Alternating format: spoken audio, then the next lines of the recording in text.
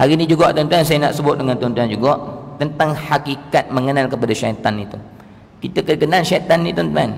Bila kita kenal dia, baru kita boleh lawan dia. Kalau kita tak kenal dia, kita nak lawan dia macam mana tuan-tuan ya? Tuan-tuan, syaitan ni memang kerja buat dia adalah untuk membawa manusia ni. Tuan-tuan ingatlah, syaitan ni kerja buat dia nak bawa manusia. Ingat, fokus tuan-tuan, dia punya tujuan dia sia-sia hidup kat dunia. Itu kerja syaitan.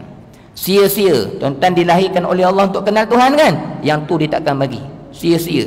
Beramal ibadatlah lama-lama, tapi kamu takkan ada perasaan dengan Allah. Beramal ibadatlah lama-lama, tapi hati kamu akan terus lalai dengan Allah.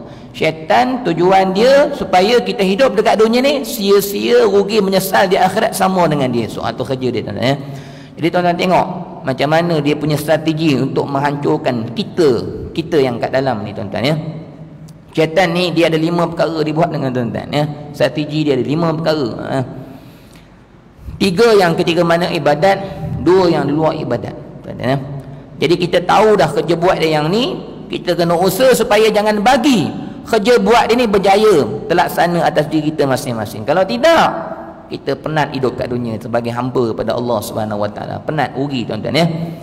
Pertama tuan-tuan, syaitan ni dia tak bagi kita buat ibadat lah. Tu confirm lah tuan-tuan nak. Sebab kalau kita buat ibadat, kita akan jadi baik, akan jadi bersih. Dia tak bagi yang tu tuan-tuan.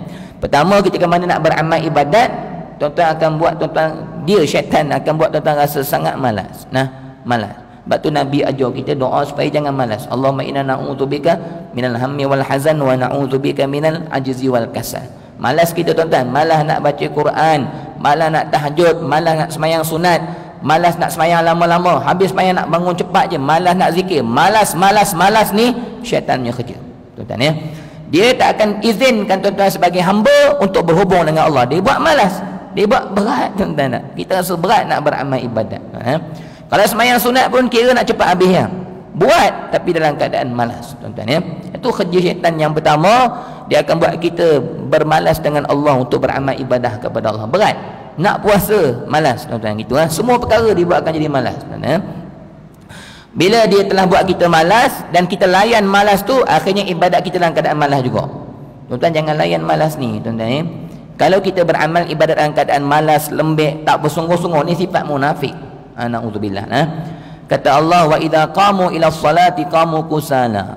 Bila mana mereka solat dalam keadaan bermalas-malas. Allahu akbar. Bismillah. Lembek. Ni orang yang beramal ibadat tak ada isi, kosong.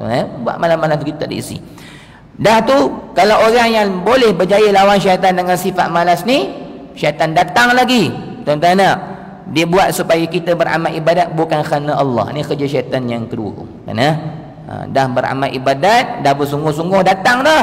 Dia cucuk dalam hati kita, kamu datang ni kan, datang ni kerana kamu ni ustaz. Kalau kamu tak datang, tu orang kata apa pula kan. Katakanlah ustaz tak datang masjid solat berjemaah, malu pula ada pangkat ustaz.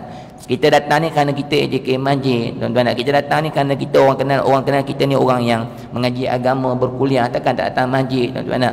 Akhirnya datang dalam keadaan bukan kerana mencari Allah. Itu satu yang pertama.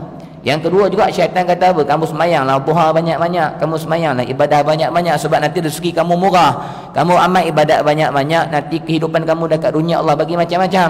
Kita beramal ibadat sebab nampak dunia akan datang pada kita. Kita punya perniagaan akan maju, orang akan sayang pada kita. Kita beramal ibadat bukan nak cari Allah, nak cari kesenangan-kesenangan dunia.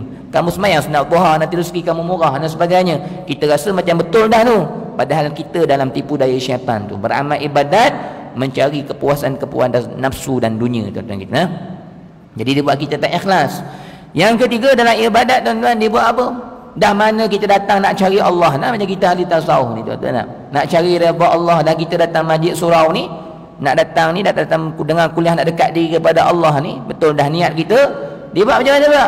Dia datang dalam hati kita supaya lalai kepada Allah. Ni kerja dia yang ketiga. Ikhlas dah, betul dah hati tu, tapi dia pusing pula hati supaya lalai dengan Allah Subhanahu Wa Taala. Akhirnya tuan-tuan, kita tanya diri kita balik, apa yang tinggal kepada kita setelah mana kita selesai ibadat? Apa yang tinggal? Apa pun tak ada.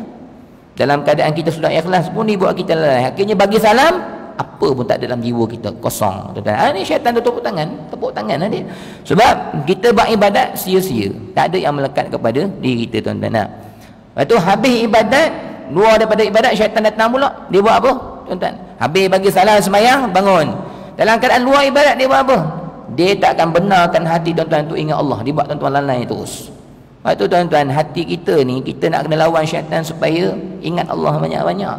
Bila kita habis semayang, kita lalai, tak zikir, hati kita tak jalan lah, tak sebut Allah, Allah, ataupun tak zikir lah, subhanallah, subhanallah, la ilah. Tuan-tuan kena tahu, tuan-tuan dalam cengkaman syaitan 24 jam sebenarnya. Syaitan lah duduklah hati kita, duduk bagi jangan ingat Allah langsung tu.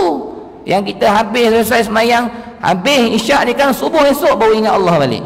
Malam kan pagi kan buat apa kan? Tengok TV lepas ni, sembang, kedai kopi, pompang-pompang tidur, main handphone. Esok pagi subuh baru ingat Allah balik. Kan subuh habis semayang, kerja pompang, tak nampak Allah dah. Zuhur baru ingat Allah. Itu pun tak ingat Allah juga, tu terpaksa semayang. Aduh, tak semayang kan kena bakar pula tuan-tuan. Semayang tak semayang maknanya terpaksa semayang, bukan kerana rela nak cari daripada Allah Subhanahu Wa Taala tuan-tuan. Tuan-tuan, kalau jiwa kita macam ni, esok balik kepada Allah, di mana martabat kita di sisi Allah? Kalau inilah keadaan kita sebagai hamba. Sebab tu tuan-tuan, kita ni maksudnya beramal ibadat ni untuk sampai hati kita dekat, ada perasaan dengan Allah Subhanahu Wa Taala. Itu yang keempat tuan-tuan ya. Jadi tuan-tuan, yang kelima, yang terakhir, syaitan ni dalam keadaan luar ibadat, dia akan buat kita bermaksiat kepada Allah. Lalai buat maksiat, tengok TV, mata tengok maksiat sebagainya. Akhirnya hati kita ni apa yang tinggal? Syaitan kerja dia nak sia-siakan hidup kita habis. Ibadat pun sia-sia, luar ibadat pun sia-sia. Akhirnya apa kita nak balik pada Allah esok? Tak ada apa-apa, roh yang kosong, roh yang gersang, roh yang dahaga. Dalam keadaan gitu tuan-tuan ya. Jadi tuan-tuan, bila kita dah kenal 5 perangai yang syaitan buat dalam kehidupan kita ni, tuan-tuan kena lawan. Ketika mana beramal ibadat jangan malas. Ketika mana beramal ibadat kena ikhlas. Ketika mana beramal ibadat kena khusyuk kepada Allah. Luar daripada ibadat, hati ingat Allah banyak-banyak. Jangan buat maksiat dan sebagainya tuan-tuan.